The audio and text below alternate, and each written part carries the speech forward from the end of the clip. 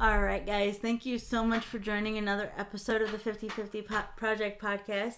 This is Sarah, and I want to thank you guys for joining us this week. Hopefully, everybody is doing well out there. I do have a very special guest with me today. I'm not sure where this is going to air in the schedule of things, but I'm really excited to talk to her. I told you guys when I started this that it was either going to be people reaching out to me and I was going to share their stories, or I was going to share part of my own. And I've done a little bit of that with both. And today, this episode is no exception. So I'm joined by my very best friend, Amy. Amy's here. Yay. Thank you for doing this. Thanks for having me. Absolutely. So we're going to talk about a couple of different things. But since we have a lot to talk about, like with my other friends that were on here that we've known for so long, we have a lot to talk about. So it's going to probably be broken up into a couple episodes. So this one in particular, we're just going to start off with travel. Because Amy and I grew up together. And we grew up together in the same town. We're best friends from seventh grade. 6, 7, somewhere in there. Right. So we have been friends that whole time. And then, Amy, smartly, when she decided to graduate from college, she decided to move to a much warmer area of Florida. So she has been in Florida since, what age did you move? I think it was in 2006. Oh, that's a long time ago. Yeah. Okay. Yeah. So 2006. So I have been going to visit her. We switch years. So one summer I'll go there, and one summer she comes here. And as most of you probably know, traveling with a disabled person can be extremely funny. And tricky. And tricky. And we are no exception to any of that. So what I really want from you guys is once this episode posts and you listen to our hijinks or whatever you want to call it, we want to hear from you. What are some of the positive experiences you've had with traveling? If you have a disability, or maybe you're a caretaker for a person with a disability as well, because that comes with its own set of struggles. I think Amy would agree. Yes. That we've had to adjust and all that. If you want to tell us something funny or you want to tell us something awful, that's kind of what we're opening up the plan for, or the platform for. Excuse me, I can't talk today. So that's what we're going to do. So we're going to start off. Now, we have been traveling back and forth to see each other, but we actually started taking trips a lot sooner. I think our first trip was to the Mall of America with our moms. Do you remember that? This is true. And so we didn't have to do a whole lot alone there. No. But then our senior year, Amy and I decided it would be really a good idea to take a trip for our senior year. And it was, but very typically with our personalities, if you ever meet the two of us or see us together, we tend to overdo because we get excited. And I don't know, and I think Amy would agree, we had a lot of fun, but I don't think either of us fully understood what we were getting ourselves into. As much fun as we had. Yeah. So Amy, why don't you kind of start by explaining why we decided to take that trip, just the two of us?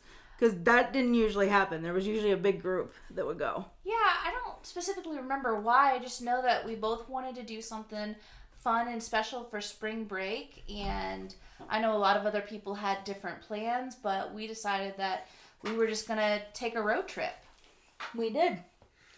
And you want to tell them a little bit about where all we decided to go? Oh gosh, you're testing my memory now. I know we went to St. Louis. We saw the Arch. We did that first. Yep, and then we went to Nashville. Yeah, that's a lot of traveling, guys. Yeah, I think in all it was several days. Yeah. Several days worth of travel. We spent a couple days in Nashville, and then I think, did we hit someplace on the way back through? Or did we go back straight? I think we were going to. And we ended up staying in Nashville longer. Yeah. Mm-hmm. Yep. At the time, my brother was in the military, and he was stationed there. So one of the things is we went to visit him. There was a lot of funny stuff in that too. But, you know, it was a really fun trip, but it definitely did come with a lot of challenges. Okay. So, I'm sorry guys, I'm eating ice. So, a couple things that you have to think about that. I don't know if you have a person with a disability or you are a person with a disability. There's a whole level of planning that has to go on. And I would say that's true for everybody to an extent, but this is a little bit different. So you have to think about, I think it would be fair to say, stuff you probably wouldn't think about normally. Absolutely. So the first thing is you have to remember, I think I've talked about this previously, I did not get an electric wheelchair until I was in college. Mm-hmm. So I was in a manual chair that whole trip. So that also makes for a little bit of extra stress for the person that is taking care of you as well, because that person has to push you, obviously, most places. But the funny part was, oh no, and this is really funny, and me too, Amy and I have a tendency to get lost. So her poor father, directionally challenged. Yes, we are, very much so. And I am directionally challenged, terrible too. So she picked the wrong co-pilot for that. But her father, I don't even know if Amy remembers this, he was nice enough to sit down, and he kind of helped us literally map out our route. Now, when I say map out, this was back in the day where it was a literal map.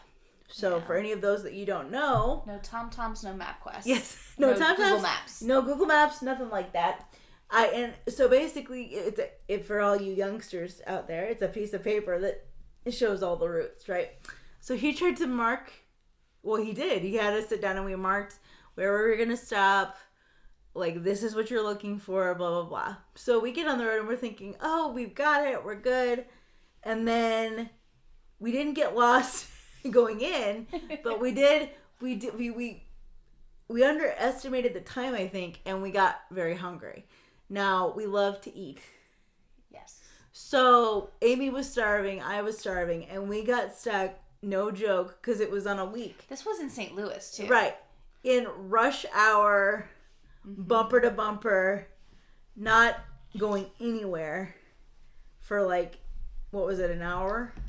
It had to have been a couple, because right after that, then we also got lost in all the interchanges and stuff. Oh, that's because it's like a city, so that's right. We get lost in all the interchanges, and I'm trying to figure it out. Yeah, and Amy is very good about planning things. She's basically an honorary travel planner. She loves to plan out what I think an event a day. You just like to know kind of what you're getting into, and so and especially with me, and people kind of underestimate that, and they can kind of take that. And I've talked to other people with disabilities as well. We have to plan out things way ahead of time, and sometimes that can come off to other people as being obsessive or just trying to be controlling, and that's really not what it is, because we have to know what we're walking into in terms of what the hotel room is going to look like. If we stop, are there going to be restrooms? And those restrooms, are they going to have a stall that works for you? Right, because I think we had this. I did have this discussion on a previous podcast, and I am planning. A couple of you reached out to me. I am planning on doing a whole thing on the ADA, because I do think that gets very much misinterpreted, because it has not been revised. I think I looked this up. I think it's 1990, which... Oh, that's a long time. That's a long time. So when Amy and I were traveling, specifically during that spring break trip, you'd get a hotel that said they were handicap accessible, but then all it would be is a shower chair and a tub. That's not the kind of accessible... Or one bar that's on the wrong side. Correct. Wrong side. Or, and I've talked about this on previous podcasts, the big thing, if we stop somewhere, and it wasn't like it is today where you would have several different options. It was much more spread out. And so if you'd stop to use a restroom, they'd say they have a handicap stall. Well, you can't get... It's a regular sized stall, but it has a bar in it, so that passes for ADA. Yeah. And that's still the case to this day, but the chair doesn't go in the stall. So that was an issue. So that's something to keep in mind too. So anyway, getting that to it, we're stuck. Well, I think I learned a lot about you, and at this point, we've been friends for so long, but I guess I never had realized that you have a little bit of hypoglycemia. Right. So that's right too. Yeah, that's the thing that sticks out the most. It was a little traumatizing for me. So we're driving around, and Sarah is so kind and so gentle. So she kindly said a couple times, getting really hungry. Are we going to get to eat soon? But I'm in bumper to bumper traffic. There's cars everywhere. And so it's I'm very like, and I'm it's trying. and traffic is really stressful for Amy. Yes. She does not like to be lost, and she does not like traffic.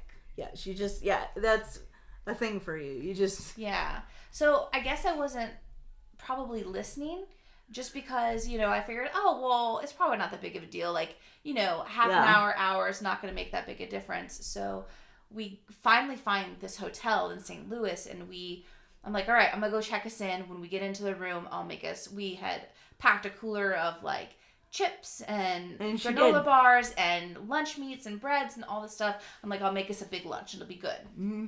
And so I go in and I check us in, and I come back, and Sarah is like laid out across the front seat. And she just she looks pale. She looks sick. I had forgotten about this. Yeah, and so I had been inside for like maybe 5 minutes, not even. And I come out and I'm like, what the heck just happened? Like, right. And she's like, oh, I haven't eaten. And I'm like, oh my gosh, please, next time just tell me how important it is. But for someone who doesn't deal with those kind of things, you're not going to know that. And that's not, I don't think that's necessarily unique to our story, but it is different when you're dealing with somebody who physically probably can't do those things or get themselves food or just say, hey, can you stop so I can run in and get something. It's different. Yeah. And also I think when you get sick or you have an attack or something, it's probably a little bit harder for you to manage just because you can't. Well, and I think I was pretty early on into having those episodes, and so I was still trying to figure out what was happening with me. I think anybody can relate to that. But I have to say for Amy though, she was really good about it. She got me right in, and she made us sandwiches, and it was much better. But what was funny was initially we were like we were gonna get in the hotel room, and then we were gonna get ready, and we were gonna go out. And by the time we got into the hotel room, we're like, I'm so tired. So what we did end up doing though, and this is really funny. This is a story. My mom is going to be on again. So the hotel had a pool, and Amy's a lifeguard, so I knew I'd be fine. But my mom was really nervous because I've had some drowning episodes, really close calls, prior to Amy's friendship. So, but really close calls. And so when she found out there was going to be a swimming pool at the hotel, I said it's okay because I was like, Amy's gonna be there. Well, then I go to pack my stuff for our trip the next day, and my swimsuit's gone. And I had it laid out. Well, my mom tried to hide it from me, so I couldn't bring it. I forgot about that. So I was like, okay. So she finally relents and gives me the swimsuit. And so we just decide, and I can't remember what the reason for, but we had been in the hotel room, and we weren't going to go out because we were exhausted from getting lost. And we weren't going to go out, but we decided to go sit in the hot tub. So we go sit in the hot tub, and that was very nice. That was very relaxing. But here's the other thing about Sarah, me. I was also suffering from hive outbreaks. Do you remember this? Yes. And so I'm like, yeah, I'm getting kind of warm. Like, and you were too. I think at that point you were too. So we were just going to go watch some TV. And guys, I get out and I'm telling you, like, welts. Oh. And Amy is like, what in the hell is happening? And I'm like, oh, it's okay. They'll go away in a few minutes. And she's like, what are, because I don't think you knew that I had those at the time. No, And so she's like, Sarah, what is happening to you? I was like, it's fine. They'll go away. And she's like, but what are those? I was like, they're just hives from heat. Like, it's fine. She's like, why did we go in the whirlpool if you get hives? And I was like, well, and I hadn't gotten them there that bad. Yeah. So we get back and she's like, oh my God, they've totally disappeared. I was like, I told you they would go away. So then we get up the next morning and tell them. Do you remember? No, I don't. So we go to St. Louis, and I think when you're that young, you think that just because something says spring break, it's going to be warm. Yeah. That's not the case where we're from. Right. So we gone to St. Louis, and we're like, oh yeah, like it's spring break, it'll be fine. It was cold. It was really cold. So, but it was a beautiful day, and Amy's like, okay, so we at least have to, I think we had decided at that point, because we were there for a short time. I don't think we stayed there like a day. Right. It's just Amy's like, well, we at least have to see the arch. Right. So we get to the arch, you guys, and Amy's like, now Amy likes roller coasters, all that stuff. Sarah does not so much. So Amy's like, Amy had thought, and I mean, this part we didn't research. We got better at this as we went along, but we didn't research if the elevator thing do you remember? Yeah. So the arch has like, It's kind of like an elevator pod, and it goes up and over into the other side of the arch. So it goes back and forth. But we never thought to check because we were like, sure. Yeah. And then we see it, and Amy's like, yeah, we're not doing that. Yeah. So then I'm sorry, were you gonna say something? No. So then we go to. I'm trying to remember everything on that trip. It's been so long. I know. Did we go to a zoo? We went to a zoo, and that was fine. We had fun with that. And then we went to visit your brother. Yep. And the crazy part about this, you guys, and I don't even know, this was right after, because 9/11 happened the fall of our senior year. Yeah. That was in September. And we went in March. Our spring break would have been in March? March or April. And her brother is in the military. Yep. And we had to go through so many security checkpoints. And Amy, we had to do all of this extra stuff that I think they were just learning. Now they do it all the time. Yeah. But they were just learning. So that was pretty interesting for us. And then we spent a couple days with your brother, and that was kind of nice. I can't remember everything that we did, but... we went to a comedy club. He took us out to play pool. He did. And that's then, right. Did we go to a game? We might have gone to a game or something. Or mall. We went to a mall. That's what it was. Yep. But... Well, and Amy, we were just talking about this morning before we started recording, that Amy kindly, because I couldn't remember everything that we had done on that first trip, and she's like, well, we had fun, but we really didn't do a lot, and because we were only... It was like the equivalent of like a 4-day weekend, pretty much. Well, in our age. We didn't go out much because of our age. Yeah. So, so we get through the trip, and... we get through the trip, you guys, and we get back home, and again, I can't remember, but everything kept taking longer than we thought it was. We got lost really bad a couple of times, and it took us probably an hour and a half each time to find our way back to the right road. And so by the third or fourth time we got lost, we had extended our drive time by 4 to 6 hours. Right. So then she gets us, and But we did very well getting back on track. Well, then, I don't know what happened, if it was just... And you have to remember, too, it's hard because a lot of times when you take those road trips, or this is where the disability does... Having a disability or being the caretaker, that comes into play as well. Being sensitive to and I think we've both gotten better about that. The older we've gotten, you're learning as you go when you're young, but it's not like I can share with the driving. So Amy's doing all of that driving, and then... You have to consider, too, there's restroom breaks that you have to take, and you don't know what kind of situation you're walking into. Mm-hmm. And people forget, I think it's improved a little bit in that sense, and it's easier, too, because people have phones and stuff like that, but that wasn't the case. Well, and at that time, because of your manual chair, when you had to use the restroom, I had to do some physical assist. Right. Getting you in and out of the vehicles. That's hard. That's hard. That's hard on me. It's hard on the person doing it.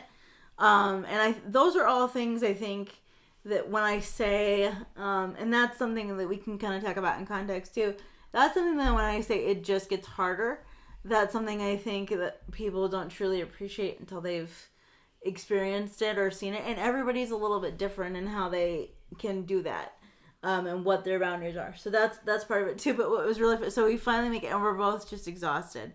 We've had a great time, but poor Amy, we get downtown in Des Moines, and guys, we got so lost. Yeah. And poor Amy was just beside herself because at that point, all we want to do is go home. Well, and you've been traveling and you have a lot of fun and you stay up late and you get up early because you're excited about the day. So we're sleep deprived. It's been a long time. We've had a really great time, but we're tired too. Yeah. And so poor Amy, we drop, we say goodbye, drop each other out, and we were just, I don't even think we were going to stop and get something to eat, but we got ourselves, so I don't even think we did that. Yeah.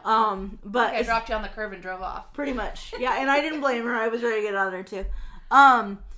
So that was the first. That was the first solo trip we did. That was the first solo trip, and then I don't think we did another one until I came to see you. Yeah. Well, so we had a couple of college trips where we would go to each other's dorm rooms and stuff like that. Oh yeah, that's right. That's true. But it was different because when we got there, we were there and we had stuff that would work. And then I think the next trip was when you came for my grad school graduation. That's right. And so then that was that was funny. So we have a couple stories from that one. We do. Sure. And I can kind of, she always, guys, I'm the one that remembers everything, and I believe me, I wish I didn't at times, but that's just how my mind works. So she's going to refer to me for a lot of this stuff, but then she's going to comment. I think that's all right. So Amy's like, because Amy is very smart and very good at what she does. She was getting her I want to say doctorate, but master's.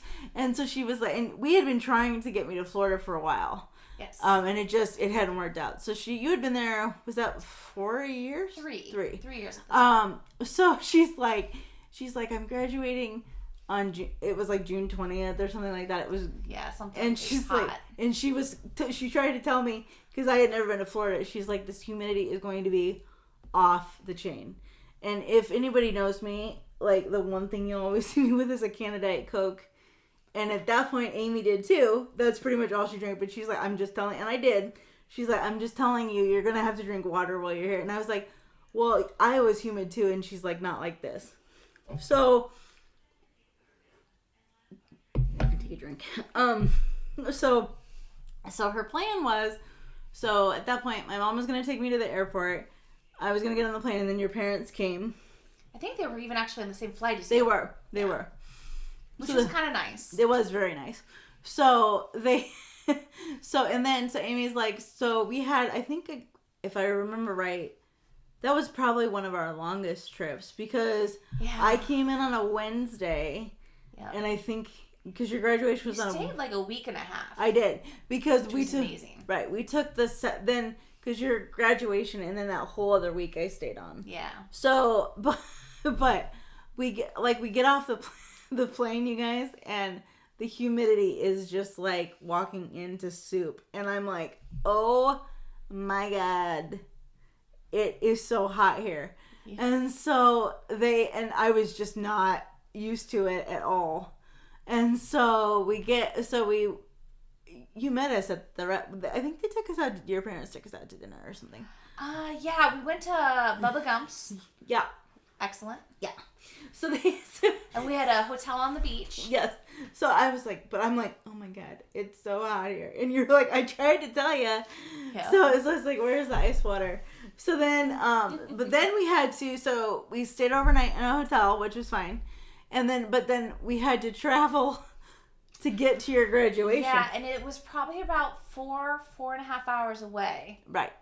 And it was just like, it was crazy. It was so much for everybody, like your parents, me. And then, so again, with the handicap accessible, Amy decided the night before her graduation that we wanted to stay in the same room, you know, because we were going to check. Well, I don't know if Amy remembers this, but the bathroom was literally like the entire bathroom, and then there was just a drain for the shower. Yes. Oh, so gross. And Amy's like, I'm not going to be able to do that. So, and then found a couple cockroaches, which is Amy's favorite thing in the whole wide world. Nuts. So then we get up, and some of this stuff I'm just going to tell just because it's funny and it shows our friendship.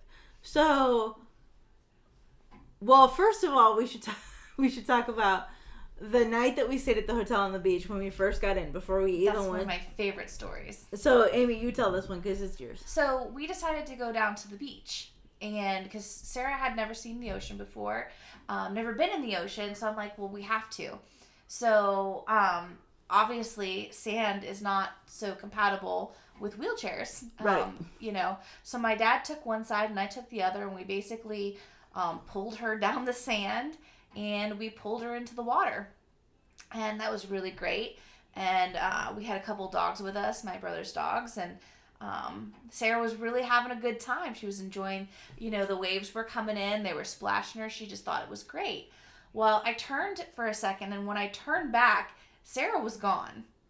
And where did Sarah go? Sarah got hit by a wave and her chair flipped over forward. I happened to catch her right as she was going under, but she was also belted in. So she was face down in the water with her belted in, so she couldn't even do anything. She couldn't get out. So I ended up having to dive under the water and unleash her and bring her up. And, you know, it was pretty fun. And I do have, I was able to find the picture. You should post that online. So I'm going to post that when we air this. I will post it online as well. But yeah, that was hilarious. My mom was on the beach, and because my whole family had come with us.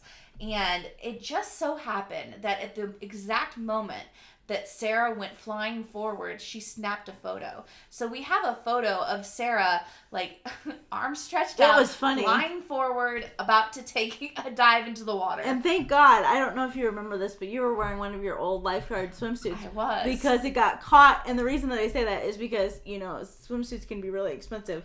And Amy's suit got stuck on the brake. Yeah, that's right. I forgot about that. And it ripped, and I thought it was a new swimsuit. And she was like, "No, it's old." Yeah. So the lifeguard patch had already worn off and everything.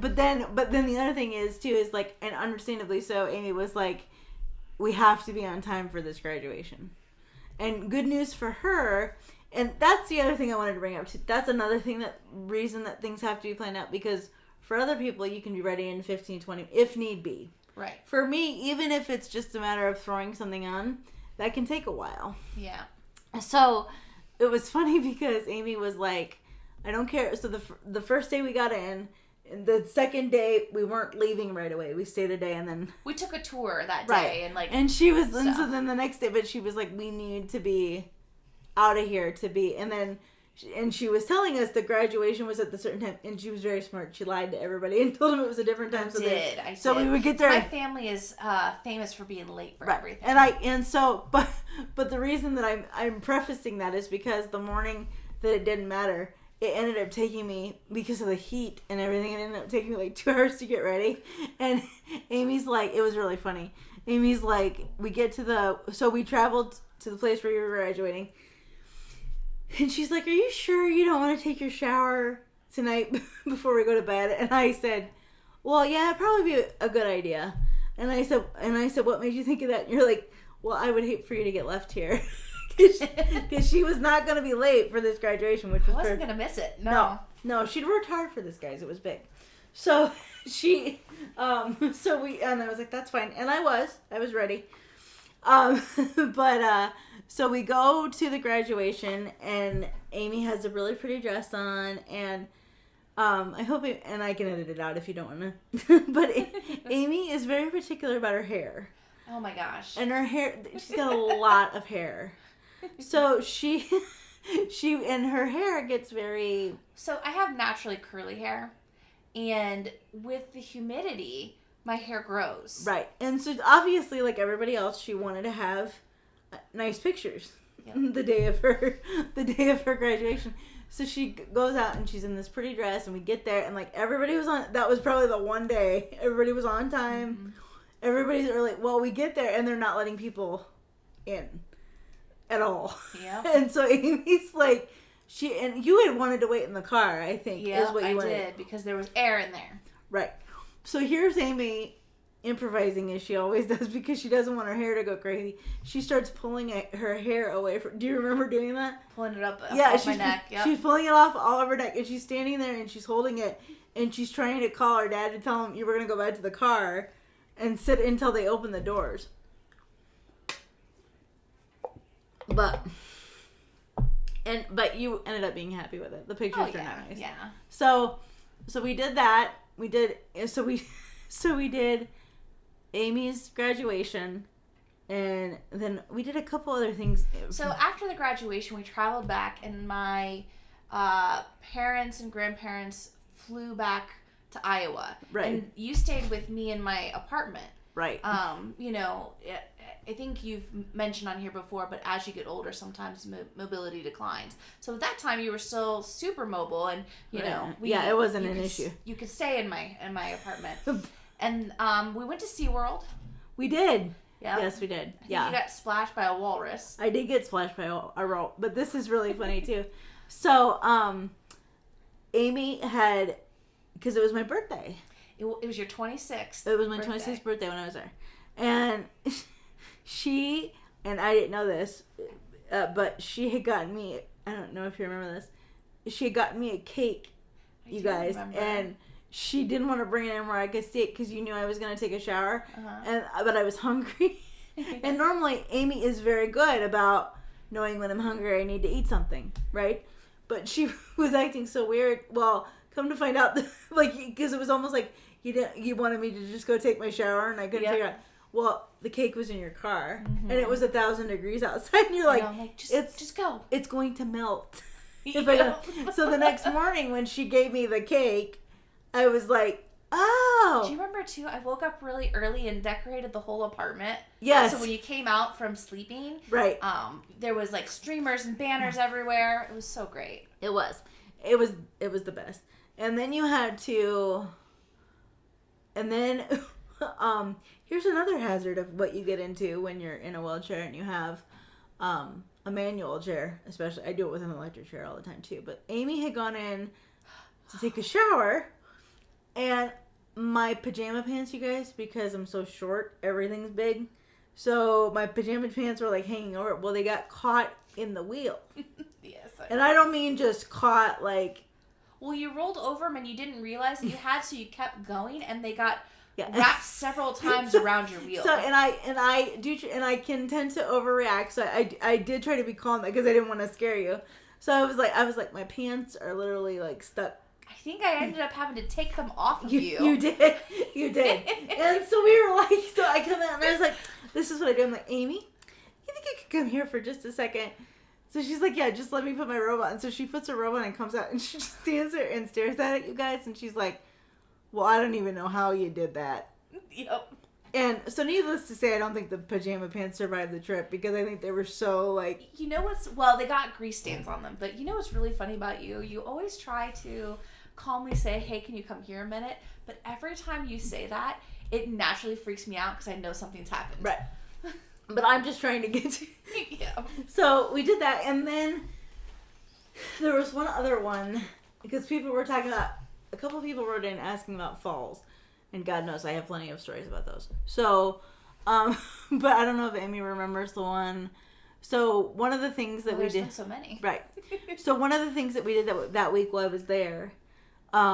was we went to eat sushi because I had never had sushi, and I was like, I'm not gonna like this, and she's like, I thought the same thing. But she's like, because obviously we live in a it's not a fish state, so she was like, no, you're gonna like it. So she takes us to this really cool sushi restaurant that has like boats. It has boats that float by, and you eat your food that way. So we eat, we have a great time, but we come out and it's like it's still 1,000 degrees. Yeah. And so Amy's trying to, and at that time, you had a truck, but I could still transfer pretty easily. So normally I would just like put my butt up and then like scoot in. Something happened where one of us lost our footing. Yeah, there was like some gravel on the ground as you were transferring. And she's like, and we were trying so hard, and we were like sweating and like slipping all over the place. And some guy stopped to offer to help, and Amy was like, nope. Hands off. Nope, hands off. So that was probably our longest That was trip. definitely our longest trip. And then, I'm trying to think. Well, I mean, you've made several trips to Florida, and then I come back here. Do you remember the time that we stayed at the Jaybird Inn? Oh, that was fun. And you had that fall. Oh my gosh, yes! This is so funny. Yes. So, we had been having a great weekend, but we knew that it was just us. So, like, obviously we're wearing, like... Nothing. Well, I mean, we're wearing, like, our beat-up t-shirts and shorts to bed because it's just the two of us. So, and we got up that morning and we were going to get ready, and, you know, our hair's on top of our head. Like, we looked awful. We hadn't gotten ready yet. And something happened, and Sarah ended up falling in the bathroom, and she was sitting on the bathroom floor. And so I get in there, and she's like, I don't know what I'm going to do. I'm like, well, let me try to see if I can lift you up. And she really did. And so I squatted safely, and I like bear hugged her, and it just wasn't gonna happen. Mm-mm. And so I'm like, I don't know what we're gonna do now. And Sarah says, well, you're gonna have to call 911. And by this time I'm a pro because I've fallen. And also, what's funny is we picked that hotel, the Jaybird, which it's gone, I know, which is so sad. But we picked that hotel because the previous year. Amy got married, and we stayed in that exact room, and we just thought it was my mom and my sister. Yeah.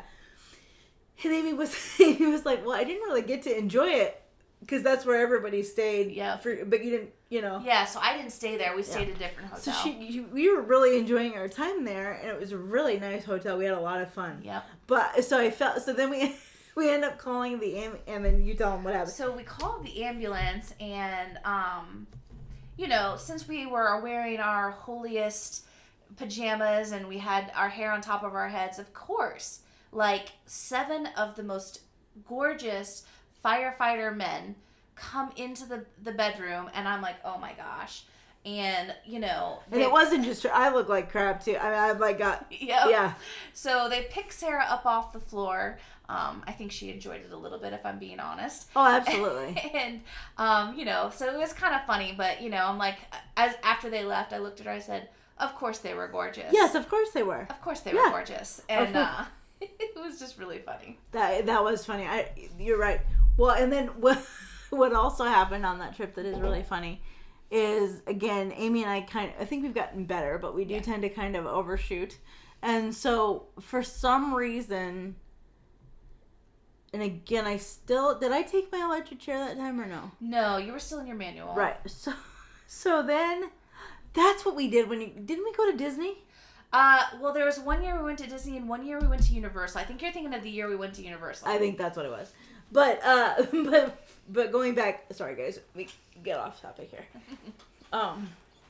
But what happened before the ambulance, because that was towards the end, but at the very beginning, so I should back up here a little bit. So your husband is in the military. He is. And he was, after you got married, he was overseas. Yeah, about 6 months after we got married, he deployed for a year. So, and Amy was supposed to originally come see me, and I knew you had a lot going on, so I was like, I'll come see you. So then she surprised me and got us tickets that's when you got us tickets to Disney for my birthday. Well, the week that I was supposed to go, the actual week, a huge hurricane hit. Oh my gosh, I forgot about that. And if you remember, I mean, it was a bad one. It wasn't one that missed. Yeah, it hit us directly. Right. So Amy's trying to deal with the fact that she doesn't have any power or anything like that, and your parents lived nearby at that time or no? I was I lived like 40 minutes away, and we had a rental home. So the rental home had a tree go through the roof. We had no power for a week, and Sarah was supposed to come, but all of everything was shut down because of this hurricane. It really did a lot of damage. Right. So this is how bad it was, you guys, and this was pre-COVID, remember, obviously. Disney shut down. And so I was trying to get a hold of Disney for the ticket. We ended up getting all that straightened out, and I think a week or two later, I went. But what was funny is we didn't exactly pay attention to the times on the ticket. And so when I came, it was late. Yep. And Amy... I forgot about this too. Yeah. And Amy hadn't eaten. I hadn't eaten. Like, we were both tired and hungry. Well, we look at the because we had to go from the airport to where we were staying. Yeah, at the hotel. The resort. Yeah. And we looked at the GPS, and it was something almost like an hour or two drive. Mm-hmm. So, and Amy's like, we'll get a pizza when we get there. Everything will be good. Like, we'll just get some food when we get there. And so I was like, okay, that sounds good. And there really wasn't any place to stop. Yeah. But then we couldn't even get the pizza delivered. Right. I'm getting there. So we pull up to the resort, and it's gorgeous, but it's huge. Yep. Huge. It's huge. So Amy goes into the lobby, and it's a busy place. It's never not busy. And so Amy goes to get the stuff, and she's like, that lobby is like super far away from the hotel. Yeah. So, and again, manual chair. And so we get in, and we get settled, and room service, I don't think, was open at that point. They weren't, and we couldn't get the pizza delivered. And we couldn't get the pizza delivered because they only would deliver it to the lobby. Yeah. So, and we were like, there's no way we're doing the lobby. Yeah. So we ended up just eating snack food that night. Right. But we made up for the next morning. We did. When we had room service to deliver us like 4 breakfasts in bed. I had waffles that looked like Mickey. It was amazing. Yep. But that's another thing too, and I think we've learned that really well. It's very hard when you have somebody who has a disability, especially where their mobility is compromised, because anybody else, if the one person was tired, the other person could just run down there. Mm-hmm. And had I had an electric chair, sure, I could have just run down there, but that wasn't feasible. So we did run into a lot of that. Yeah, and the one thing that I've learned too is it's not just about your limitations, it's about mine as well. Because, right, sure. Like when we were in Orlando, and I think we'd been at Universal all day, we went down there for dinner, and it was so hot, and we got back, and I just fell asleep. I could barely keep my eyes open. I, almost fainted at one point. Right, you were so tired, yeah. So, I think it's also about honoring and recognizing my limitations as well. Right. For the physical things that I had to do to help. Well, and I think too, we didn't, and I think we learned to communicate better, because it's just like you were saying about the habit. I didn't realize that you were feeling that way, because you never said anything. Because I would have said, okay, that's fine. Yeah. we don't have to go, we don't have to go anywhere. But I will say, the poor thing did pass out and lay down in bed, but she was so sound asleep, you guys, and I was so exhausted that when I went to get in bed, I couldn't make it. I was trying to scooch from my chair to the bed, and so and this isn't Amy's fault, because I was just too exhausted to do anything. I think I weakly maybe tried to say your name a couple times, but you were so far gone. Yeah. And so she did. So this is really funny. You scared the heck out of me that morning. I know. Though. So wait. So I'm and by this point I'm not in the chair. I'm not on the bed. And I'm like, you know what? Fuck it. I'm just gonna sleep on the floor. And so I wake up the next morning. So I pull the blankets down. Yeah, and I wake up this next morning, and we got a double bed room, so she had one bed and I had one bed. And I wake up and I look over, and I didn't see her chair. I don't know if it fell over onto the ground or what. I didn't see her chair. She wasn't in bed. I'm like, oh my God, where'd she go? And so then I was like, I go, Sarah? And then I'm down here. And I popped out of bed and looked around, and she was laying on the ground. I'm like, what are you doing But this is what's so cute about Amy, and I'm doing this for her husband's benefit, because he's going to think this is really funny, is Amy, and she does, Amy thinks that she sleeps lightly, I think. Most times I do, but there are times where I am dead to the world. So she's like, why didn't, so she thinks that she would have woken up. And so she was like, Sarah, why didn't you say something? Wake me up so I could help you. And I was like, I tried to. You weren't. It wasn't happening. And she was like, touche. Yeah. Touche. That night I knew I was out. Yeah, touche. So that was really funny. And I remember calling my mom's like, you paid for a bed, you didn't even sleep. And I was man. And I felt so bad. No, it's okay. I was like, it wasn't her fault. I was like, I just got too late. I was so, and I am not, obviously, disability and sleeping on the floor probably doesn't go hand, but I was so tired it didn't even matter at that point. So that one was interesting too. That was a long one. And then we had I think the last one we did was probably the best one that we've done, where I came to see you, and then she came to see me last summer. Yep. But it's always interesting when you're flying when you're disabled is very different, and I think we had to learn that too. So a couple of things with that, and part of the reason we wanted to do this episode is there's funny stories, and there's all that stuff, but there's just, like Amy was saying, there's a lot that people don't realize that go into it. We have to plan pretty much a year in advance. We do. And so finally, not this previous, the year of COVID, we didn't do anything. And then, but the prior year, we went to see the Backstreet Boys. And it was so exciting, you guys. It was amazing. We did a lot of things that trip. We did. But I want to kind of get into the flying piece of it here, because I think this is something that people don't realize. So, and you can comment as you go. But, so Amy, so we, I want to, no. So, I think the second time I came out, Amy, I'm not going to use names because I'm not sure, but we found a flight. There's a really great discount airline that we use that have direct flights. That doesn't have a layover. Yeah, and that's really important because getting on and off the plane can be very difficult for Sarah. Okay, and I'm going to set up a visual aid for you guys right now with this. Amy loves when I walk you through this. So first of all, I brought that was the first. I think that was the first time you brought your manual or your electric chair. Electric, yeah. It was.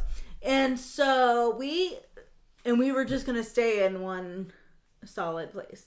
And so, oh no, we had the van. No, yeah. Okay, sorry, I lost track. When she decided to bring her manual, we kind of talked about it, and I found this really great company in Orlando that rented vans that were handicap accessible, meaning that she could wheel up in, and I seat belted her into the back seat. But she was able to stay in her chair, which was really great for us. Yeah. And so, but we started planning that when we knew that that's how we were going to go. Yeah. We started planning that almost a year, I think, before I came. And because that was the other thing too. That's right. I was supposed to come see Amy earlier. Well, then Amy had her own health issues with her back and we just couldn't do it. Yeah. And so, and I think that was a big thing for both of us too, because now not only were we older, I had my limitations, but you also. Yep. With your back, and you use that a lot for stuff, and that's hard. Well, it's with some of the manual transfers, I'd have to bend over and lift dead body weight. Not to mention, I would lift the coolers, I would lift the bags, and so to be able to lift her body weight was just no longer, or at least at that point, something that I could do. Right, and I think too, and people, and I think the one thing that benefited us, we had the electric chair, we had the van, but with the electric chair, what people don't realize is even with the luggage, I couldn't do a lot of it, but at least I could help you with some of it. Or before you were doing pretty much, because you can't push the chair and carry the luggage at the same time. So it would result in me doing 2 or 3 trips. Right, where this wasn't the case. And so, but I think too, I can't remember what I was going to say about this. Oh, the flying. Yeah. So in this airline that we use is always really good. But what people don't realize is when you have any kind of wheelchair or anything like that, if I can find some pictures of it, I'll post it when I post the episode. So you get there in your electric chair and they tag it like a piece of luggage. And you are giving away the one thing that helps you do everything to people that are going to treat it like a piece of luggage and don't know what to do with it. And so my mom, God bless her, had typed out instructions, had put notes on everything, like Post-it notes, and taped them, done that so they would know exactly what to do. So we were hoping that things would go smoothly with the chair, because what people don't realize is if you're traveling somewhere and they do something to your chair and it doesn't work, it's not like you can just find somebody to fix it. That's not how this works. And so you're really just praying the whole time when you see them take your chair away that it's going to come back in one piece. And so they take it, and Amy, I don't think Amy saw this the first time I came, but she didn't know that this is how they did it before. They put you in this thing that is literally like... I call it the Hannibal electric chair. That's what we call it too, the Hannibal electric chair. And I'm not kidding you guys, it is like a thin piece of metal that is supposed to look like a chair. I mean, I bet it's probably 12 inches wide. So if you're a bigger girl anyway, which I have no problem admitting that I am, which that's a whole nother story with the aisle size of airplanes and the seat size. They put you in this Hannibal electric chair that's what Amy said. And first of all, your feet don't ever hardly go on it because it's just like this. And then they strap you down. You have to put your arms across your chest. Yeah, across your chest.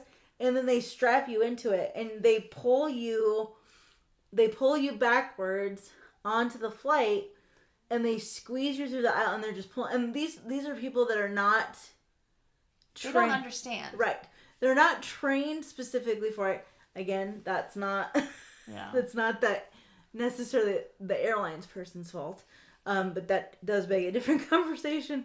And then they squeeze you through, and then they unstrap you, and you have to move. And then they usually put you on the aisle seat, which is where you need to be, but they never explain, and this is something that I'm just going to share for people who know, so people realize. Then what happens is they put you on the aisle seat, but then no one ever explains why you're sitting in the aisle. So if there's people that are sitting next to you, and they're coming on the flight, and they're saying, excuse me, to get into their seats, you then it's left on me, or whoever is traveling, to explain, I'm sorry, I can't stand.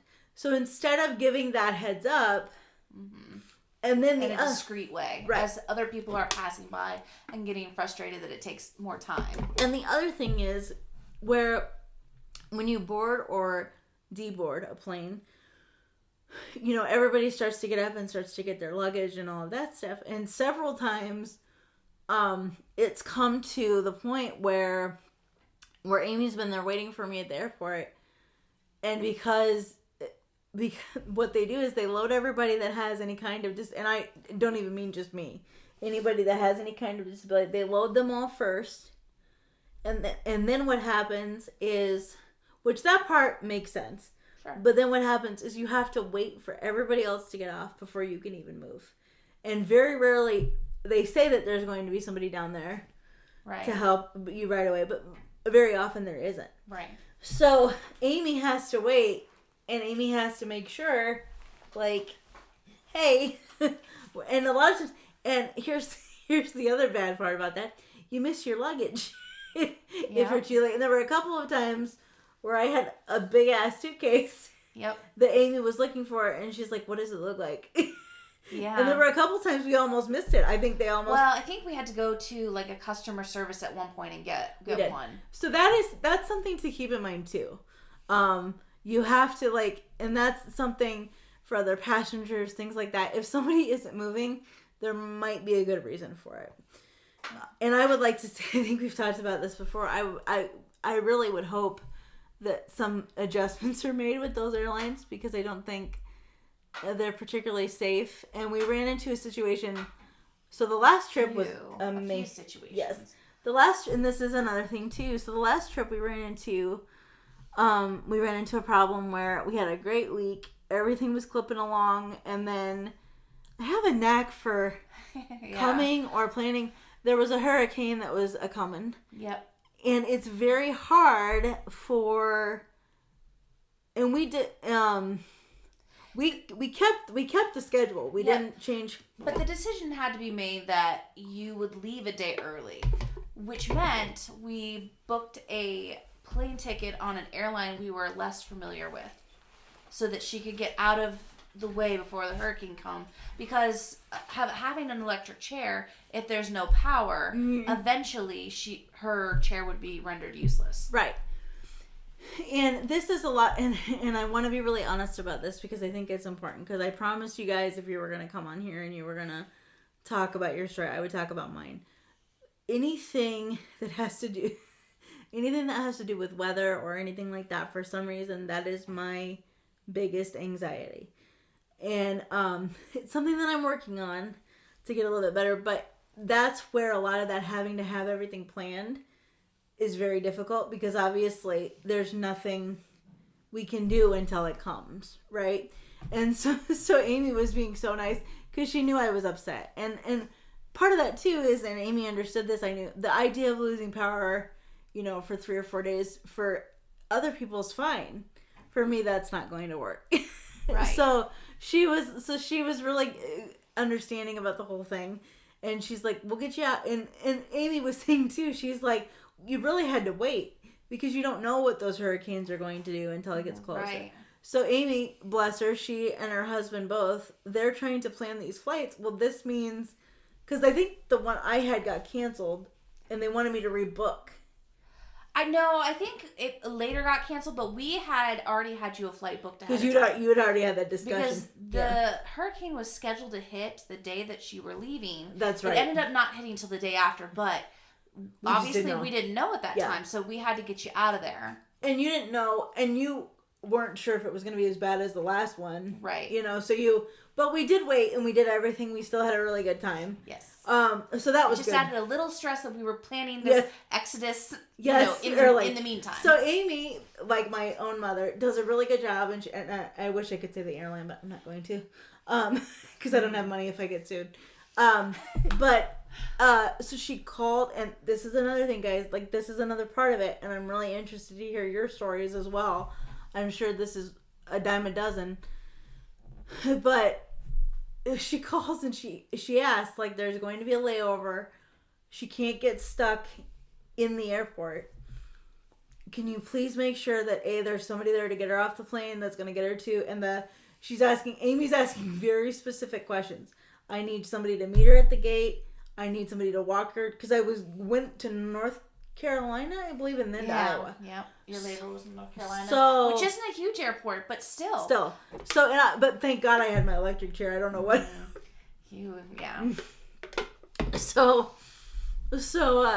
thank God I had my electric chair. So, she asked very specific questions, and so the first thing that happened was the flight. So the first flight was fine. Well, actually, it wasn't, remember? Because some of the questions I was asking about was, were they going to be able to accommodate your chair? Because the electric chair did not fold up like the manual did. You're right. I forgot about that. You're right. I measured the chair. I asked very specific questions about the cargo hole. If they were going to get it in, would they have to disassemble it? All of that good stuff. And we get there, and, of course, they assured us it's fine, it's fine, it's fine. We get there, and they're like, we're not sure that that's going to work. That's right. Yeah. I forgot. So that was at the first airport. You're right. I forgot about that. And so, luckily I was there with you for that point, because I was able to kind of help. Right. Yeah. Well, and then it was, so that first flight was fine. And then I have to take over from here since it was the one that. Yes. So we fly in, and I did really well. But isn't that the one where they dropped you on the tarmac? Not yet. Okay. So with the second flight, so this is the first time I've ever really done anything with a layover, at least coming to see you. Yeah. And so I was like, okay, and but I am pretty independent, so like I knew how to read signs and stuff like that. But I was like, I don't have to worry about it, because there's going to, which was both of our assumptions because of the questions that you had asked, that there was going to be somebody to meet me. And now I have to say, God bless them.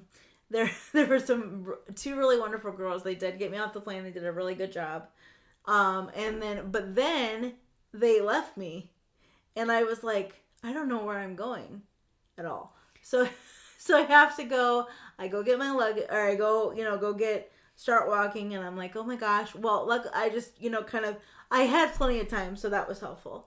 And then, and it was a smaller airport, so I just kind of followed thank God for those good signs. I don't know who makes those, but they were very well done. So I go to the gate. I get to the gate in plenty of time, and once I was there was like a little shop to get food. So I go and get food, and all of this, and I really had to go to the restroom, and I was really nervous to go to the restroom because I was afraid I was going to miss the flight if I went. But, I talked to the ticket agent that was kind of getting ready, and she's like, no, you'll have plenty of time.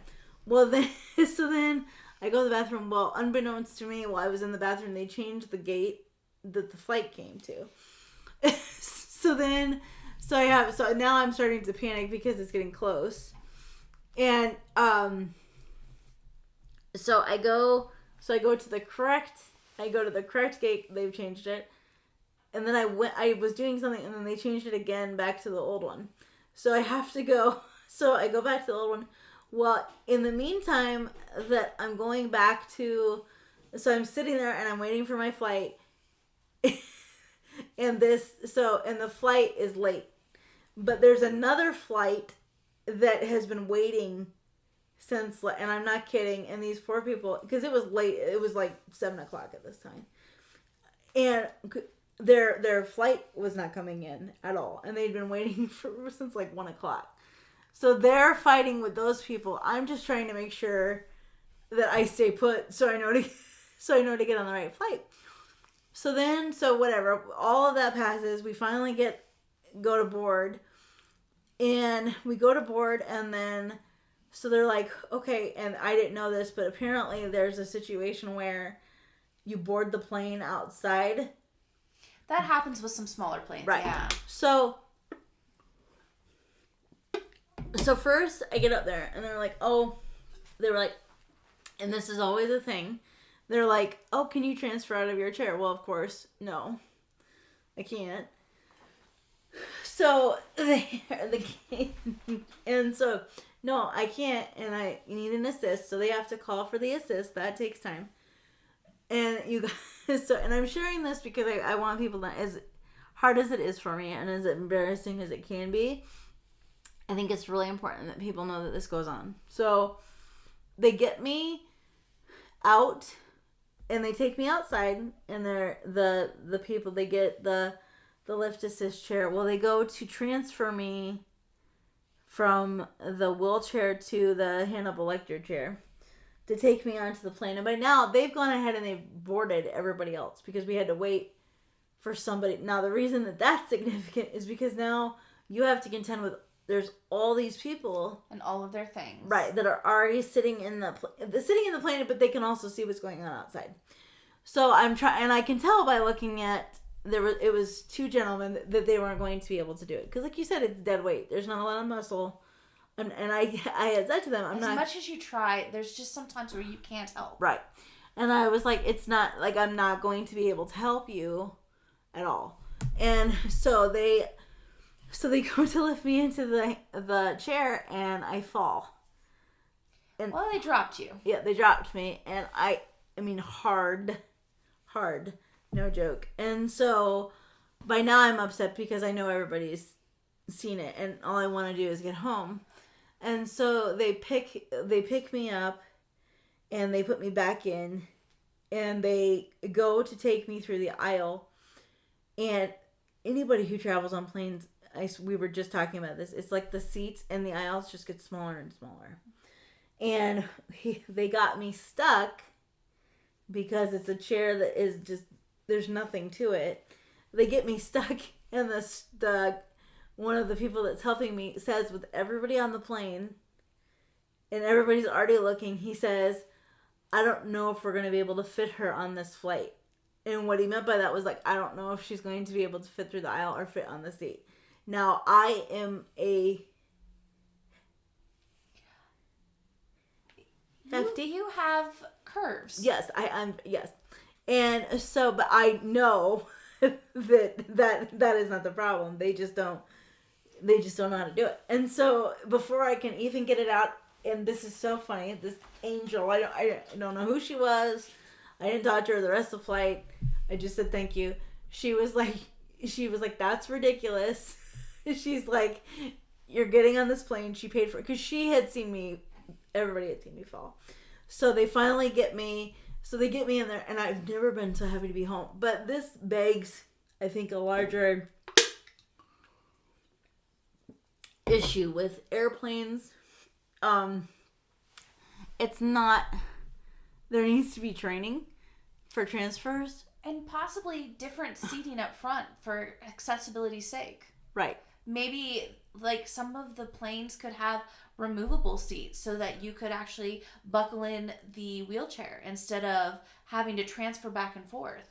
And I don't think too, I think if you're listening to this story and you're responding to it and you have a story to share, I think we can all agree that when you go on a plane, you're seeing all different types of people. It's not just me.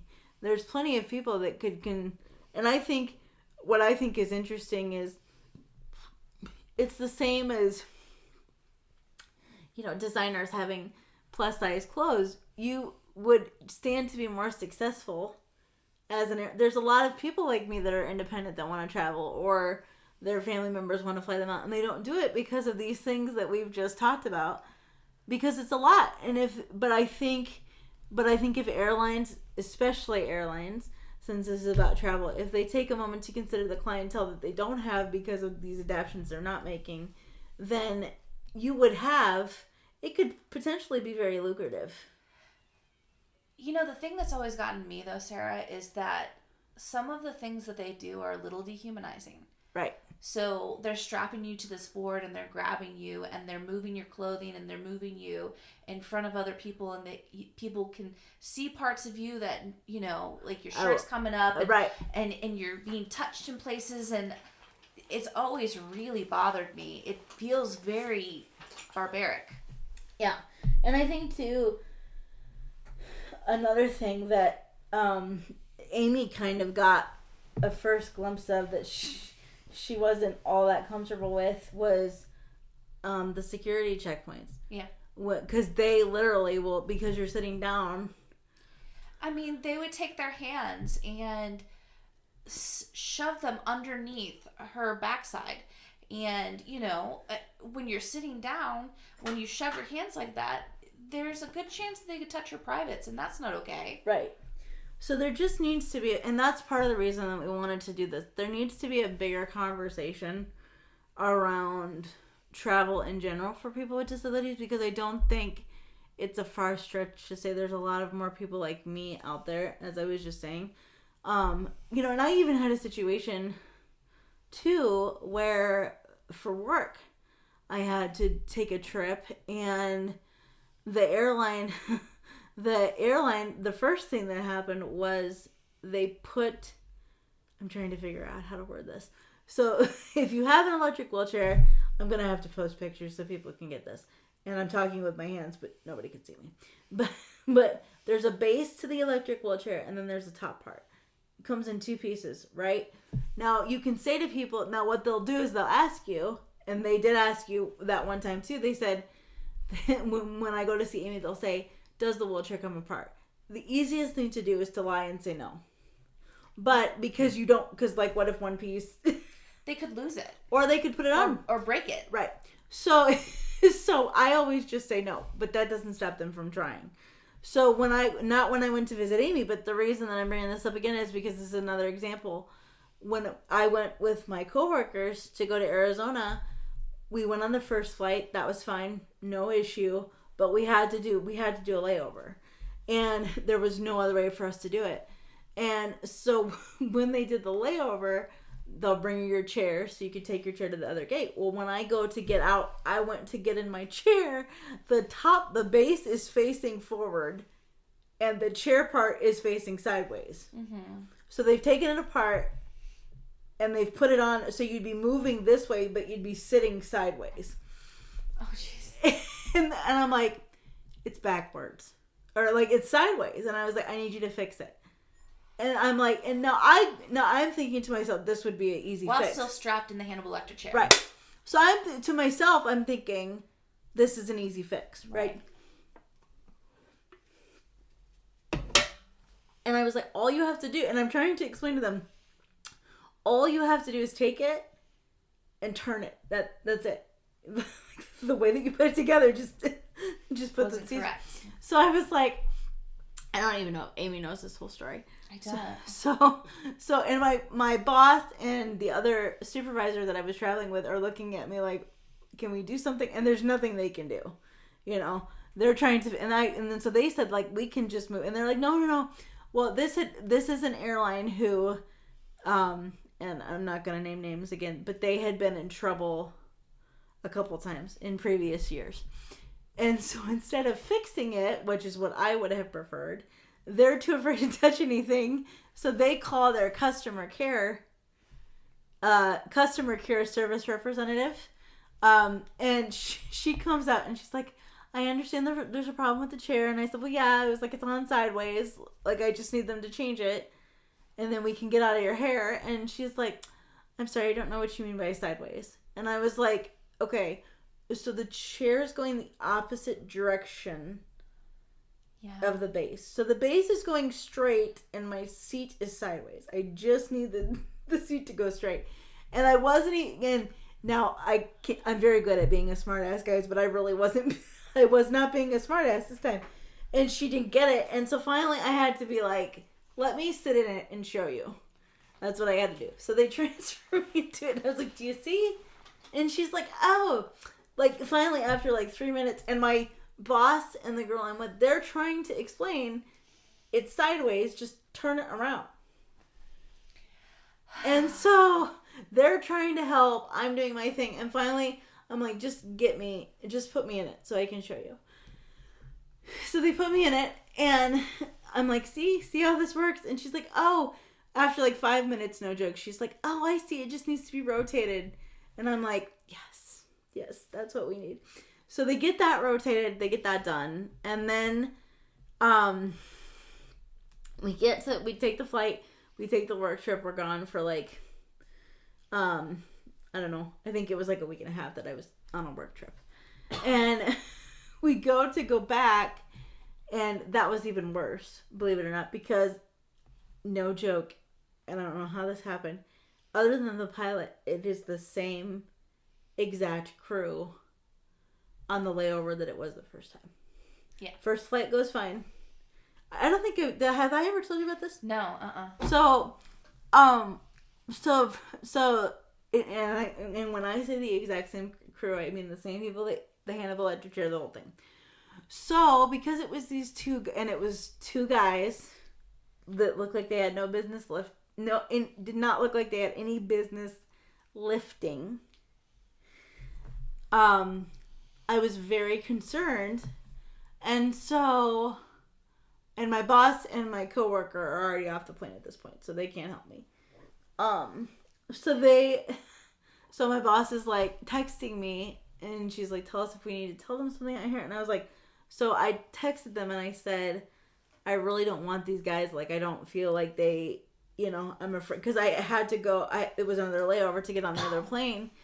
And so, so they told them that, and even though they told them that, here's these two guys, well, their solution to the problem,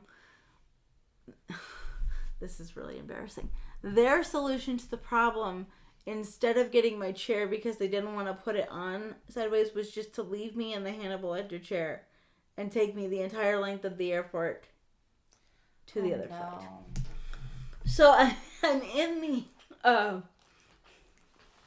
and I'm trying to say, hold on. Yeah, I drink real quick.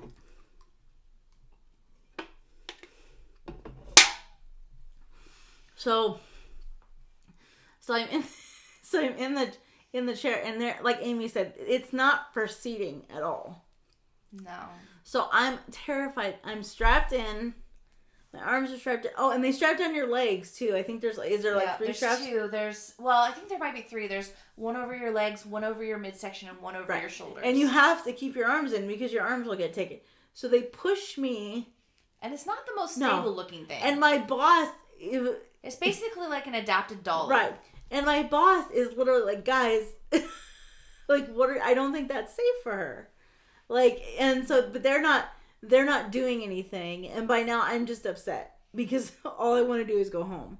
And so they take me through the airport, and I'm not kidding, I'm not over exaggerating because it's always on the other end. Anybody who travels knows this. And they take me all through the airport on this strip of steel, basically. And then they go to get me on the plane. And I've never been so happy to be on a plane in my entire life. But they go to unbuckle me, and the thing, like, tips in the aisle to get on the plane. So my head is in the seat. Like, my butt is still somewhat on this thing. And, like, I'm just like, I need to get home. So these are the experiences I think that I think it's helpful too, because we run into this too, Amy and my mom and me, like, people do not understand, like, when they say come for a visit or come see us more, everything has to be planned, and very rarely can I ever stay, as much as I would love to, in someone's home anymore. It's just not feasible for them or for me. Well, I'm glad you brought that up, too, because, even staying in a hotel is very tricky. Sure. Yeah. Every time that you've come, I call the hotel ahead of time.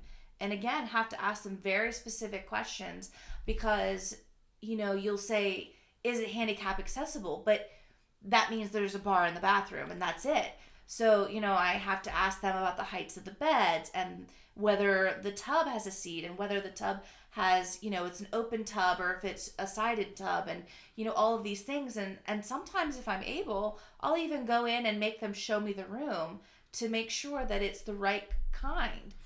And I think too, this brings up another thing too, because I know my mom has ran into some frustration. And I'll have her back on, but we've run into some frustrations too, because what happens is there are some hotels with policies that if it's a handicap accessible room, because of the way, and I'm gonna butcher it, but I'll get more specific here. But the way that the FDA is, or the FDA, ADA, the ADA. Thank you very much. The ADA is structured is because of the fact that they only have so many rooms for people with disabilities. It's structured so that even if somebody makes, not all hotels, but certain ones, if somebody makes a reservation for a handicap room, and that's what they call them, they call them handicap accessible. They'll say, they tell you, even if you have a reservation, you're guaranteed a room. But because it's a disabled room, if somebody comes in, even though you have that reservation, they have to if they come in prior to you getting to the hotel, they have to give it to them. And so we've run into several situations where we've paid money for something that we could not use, or that somebody else has been to, and not just my mom and I, us too. And that's very difficult because when you don't have enough rooms. Well, and it's really unfair because, you've really took the time and made the planning and you've made the calls and made the reservations that way. And so for them to give away the room without even inquiring whether or not you needed those adaptations or not is really unfair. Well, and I think, didn't we have the one when I came to visit you for the first 2 nights we had to be in a different room? Yep, and the beds were too high. Explain that to them. Yeah, so they had given away the room, and so we have this other room. It's not quite exactly what you need, but it's the closest thing we have, and you can have it until this person vacates 2 days later. So we had to move all our stuff into this room. I was helping lift Sarah in and out of the bed. It wasn't bolted to the ground properly. As it would need to be. So, she would go to move on it and the whole bed would move. And it was really challenging. And also, I don't know if Amy remembers this, but you had taken time off work. Yep. To go to Disney. So you had to work. Yes. At least a half a day that rest of the week. Yep, because I had taken all the vacation time for the wedding. Right, sure. Yeah. And so what happened was, and I didn't mind it, but also at that point, still with that manual chair, I had to get Amy had to go to work at 8:00, so she would have to get me up to make sure that I didn't fall those first 2 days. Mm-hmm. I had to make sure that I wouldn't fall before. Yep. We got into bed. And you had to make sure that you had gone to the bathroom and that you couldn't shower while I was gone. You were basically just sitting there all And there day. was this really nice restaurant, but again, I had my manual. So I think that's a lot of the stuff too. And even for short trips too, I think it's really important for people to understand that. And it's a very hard thing to explain why it's so hard to plan for things when you're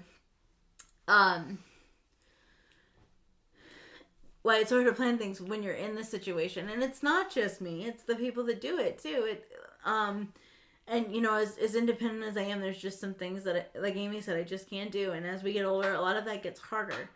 But I will say every single trip has been worth it. Yeah, I would have to tell you that you're one of my favorite travel buddies. Yes. And I love our time that we spend exploring and adventuring. And even the really hard stories, we end up having a really good laugh about. And I think that's one thing that makes us so special. Yes. So that is my 50 for this episode. I hope you guys enjoyed listening to it. There's going to be more episodes with Amy here. Thank you so much for having me. Yes, thank you. Anything else you want to say? Or anything else you want to... No. Okay. All right.